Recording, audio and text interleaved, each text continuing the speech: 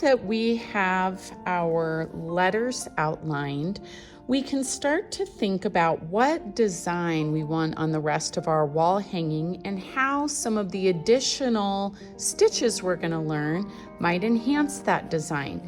I'd like you to take a piece of regular copy paper and divide it into fourths. And then what you're going to do is come up with 4 different possible sketches for designs. I just did a really quick pencil sketch. There's my L on each one. And I'm considering some basic shapes that I might be able to sew onto the wall hanging. Even though it might be really fun to do something very elaborate, like, oh, I want to do a jungle scene with a tiger, that may or may not match your current skill level, and you need to think about that. With this project, simple may be better if you're new to sewing. So here are some different ideas that I came up with. If you know me, you know I love plants. And so I thought, well, it could be fun to think about the bottom of my L, kind of like a little flower container, and I could have a plant growing out of it, and then maybe a cloud and a sun shining. So that would help me think about growth. For Valentine's Day, I thought I could do maybe hearts within hearts using different pinks and have those growing up out of my flower box. I thought about some just really large flowers for gardening. And I also considered maybe just doing an abstract designs, and that may be a possibility for a lot of you if you're not quite sure how far along you can get in the time that we have. Maybe you do a variety of shapes and lines, and that way you've got some flexibility. So let's take a moment to think about our design options. Artists, now that you have a vision for where you might want to go with your project, I'd like to share with you a few more kinds of simple stitches that you may choose to use. On the rubric, you'll notice you need to use at least one other stitch type in addition to the running stitch.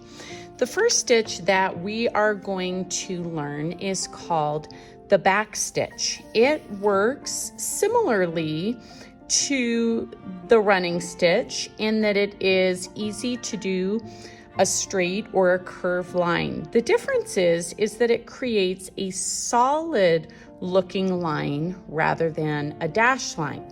Now in my design, I was going to have some lines of varying lengths go here. So I'm going to start right here. You'll notice I have my thread already set up, got the knot on the end. And at first you might think, gosh, that looks a lot like the running stitch. So I'm going to do my first stitch. I'm going to pop up just like I was going to do a running stitch, but watch this. Instead of going forward, I'm going to go back down the hole that I already popped up.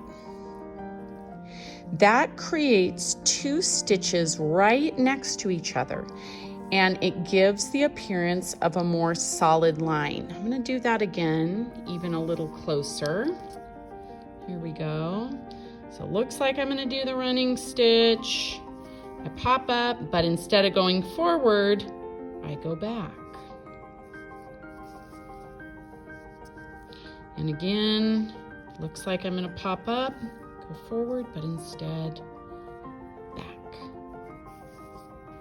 I'm going to do a few more to create a line in this spot.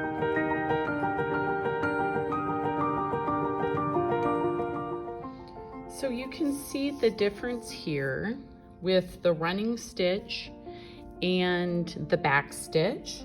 The back stitch could also be used on a round shape. I had the idea of maybe having a circular shape. Now to get a circle on here, you can lightly draw your design in pencil. That way you don't have to just kind of freehand your shape. I'm going to use the back stitch to do a round shape now.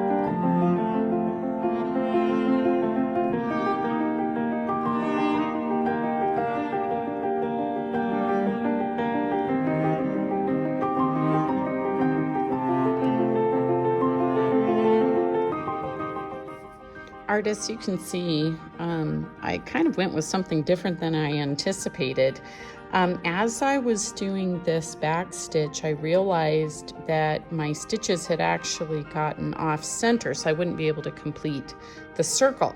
So I decided just to go with it and make a spiral shape. So sometimes, even when we think we make a mistake in art, it might actually be an opportunity to do something different.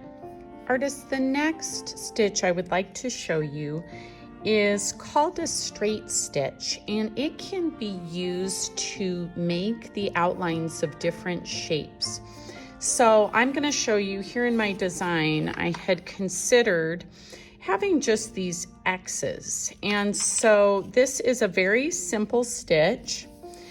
And what you do is begin like you typically would, coming up through the fabric. And I'm going to make a little bit of a larger stitch.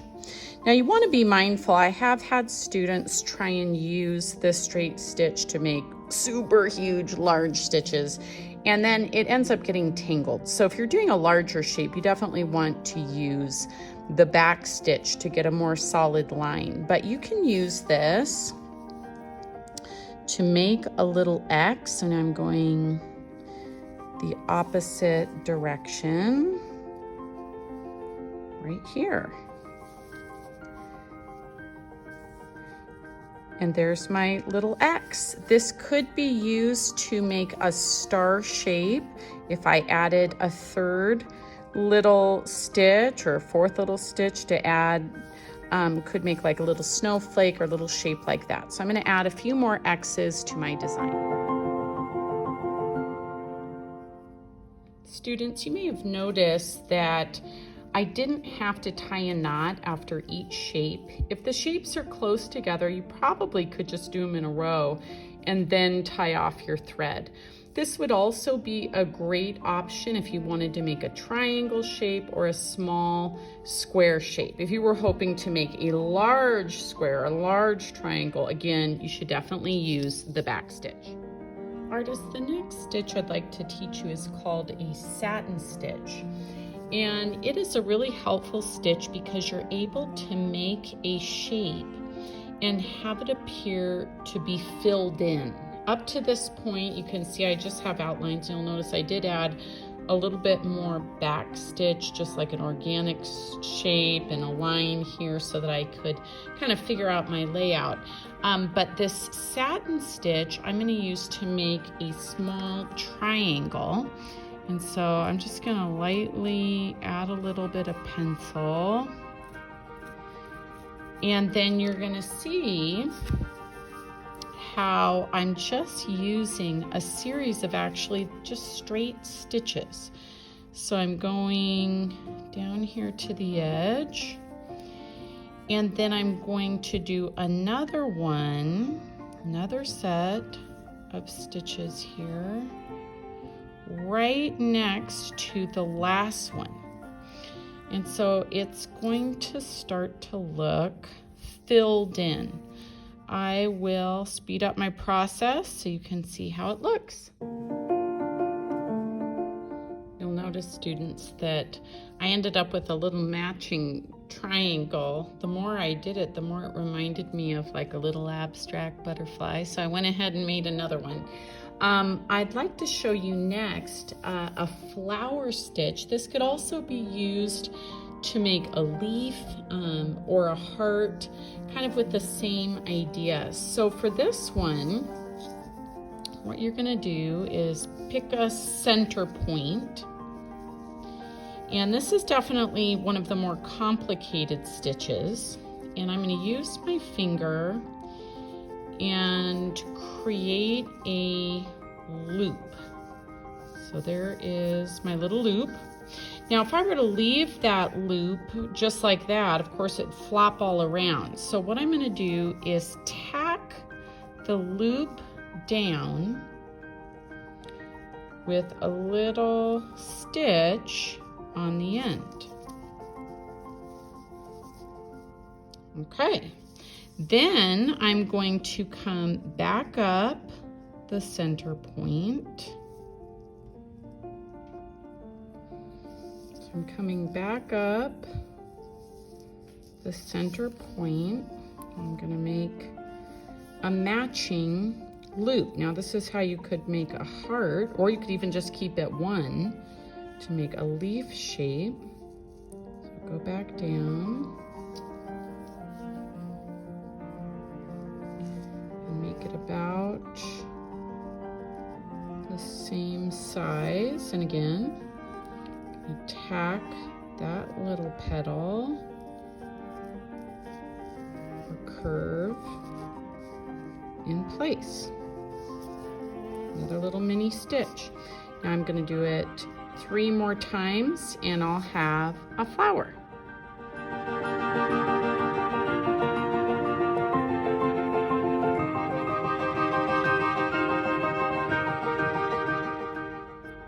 The last skill I'd like to show you is how to sew on a button.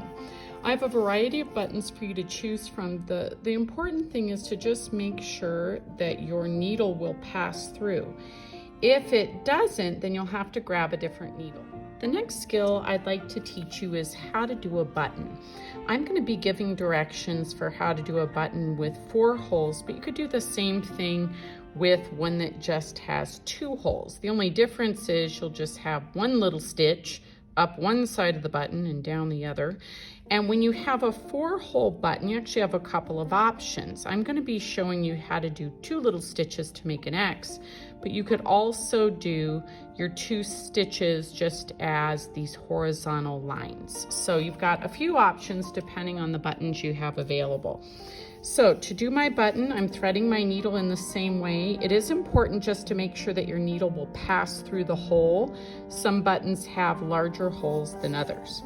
All right, so I'm gonna hold this in place, and this might require a couple of steps if you don't initially hit the right spot. So I'm gonna come up this one side, and then I'm gonna go down the diagonal hole. And then this time, I'm trying to find it, there it is. I'm gonna come up this hole and down the other. Now, typically we would do this a couple of times to secure a button, especially if it was on a place like your pants or something where the button is stressed or pulled. So let's see, I might be able to do it a second time. Or it might be just too thick in there. I think I'm actually gonna pause right there. So now what I'm going to do is the same thing that I would do to close out any stitch. I'm gonna make this knot, pull it through again. If you wanted to just do it twice to make it extra secure, that's great as well. Artists, now that you've learned the basics, you are going to use at least one of these new stitch types. That would include the backstitch, straight stitch, satin stitch, or the flower. And you're going to add that somewhere on your design. It could even go on your letter if you choose. Then you're going to try and add at least one button. You are welcome to continue to embellish. I think I'm going to add a little bit more to mine, and I'll show you how it goes. Artists, the last step on your project is to take a moment and fill out your rubric and reflect on your process. Here's how mine turned out. I've got a variety of different stitches that I've included. I went ahead and included a couple more buttons, and I think that this was a really fun and creative project to work on. I really hope that you enjoyed as well.